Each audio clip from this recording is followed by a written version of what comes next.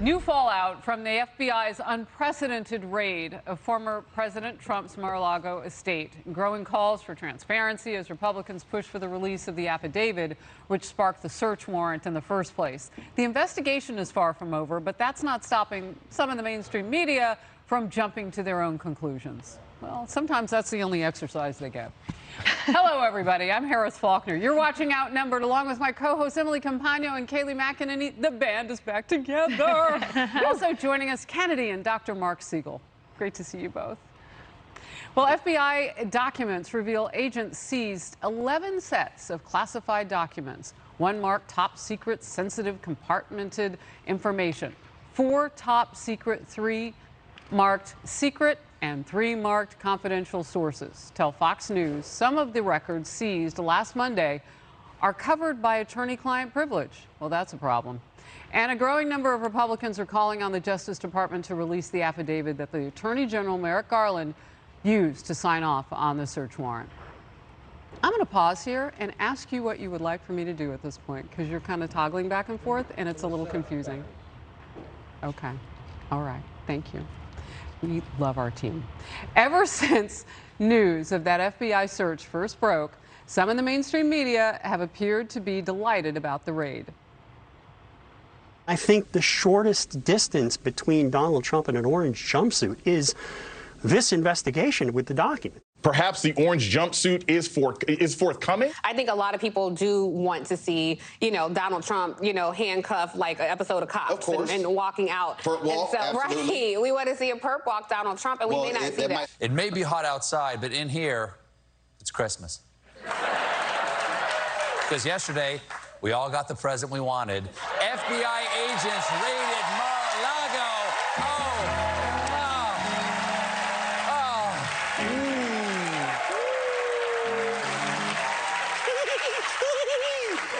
That's the most beautiful sentence America has ever produced. Wow. Emily, let's talk about the law here. Because I'm a little shocked that we've gotten to the point where I shouldn't be, where some in the night media are joking about all this. I mean, attorney-client privilege is serious. And what Matt Whitaker just told me, who, as you know, was the acting AG under Trump, was that, well, the FBI agents wouldn't have known to look for that. But everybody else might have known. That's right, and that was such a compelling interview that you had with him last hour, Harris. And he went on to talk about the taint committee that has been formed, and this is really common in litigation, which essentially you have a series of objective attorneys that comb through the documents and ensure that anything that is privileged is taken out of the pile. But that's a lot of eyes on what has been or has been alleged to have been privileged. And you can't sort of put that genie back in the bottle once that information has been seen. And I think it's important too, against the backdrop of the prior politicization of things, when we've talked about in that media where people are celebrating Christmas for someone potentially being stepped down the line of prosecution. That's nothing to gloat over. That's nothing to celebrate a fellow American who's had his home raided, especially a former president. And we know that now there have been heightened calls for violence, the left argues, and the DOJ is saying, against FBI agents, which is never acceptable. We obviously condemn all calls for violence, especially against law enforcement.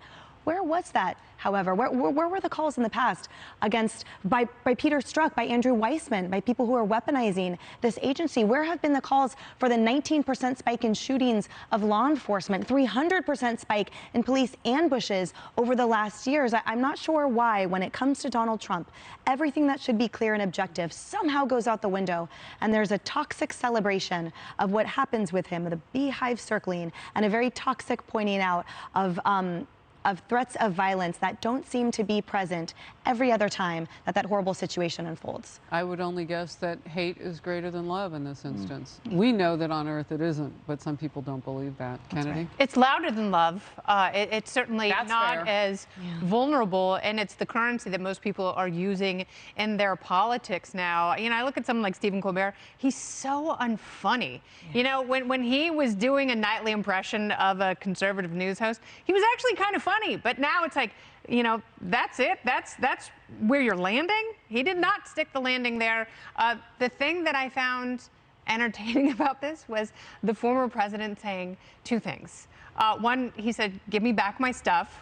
which I thought took presidential nards, and I was entertained by that. And the other was the claim that he declassified everything that was at his house. So I don't know if that's true, but, you know, he did lean into it, which I respect. You know, Dr. Siegel, having interviewed the president at a time when the country was so tender, it was the height, the very beginning of the pandemic. And I remember that outdoor interview that you both had, you kind of leaned in. The president sort of dialing back to that moment with his statements to Fox News today, I thought, saying he wants to do what's best for the country, that we've gotten too hot in our rhetoric. Which is exactly how he came across in July 2020. And Kayleigh will tell you that he was completely unscripted. That charm, that he doesn't always dot his I's or cross his T's. Not the teleprompter president that we have now, not the teleprompter president. But I would say in this case, isn't it obvious, and Kennedy was just saying this and Emily was just saying this, that he's being pummeled? And the American public doesn't like it when someone's pummeled. Question for the FBI, question for Merrick Garland.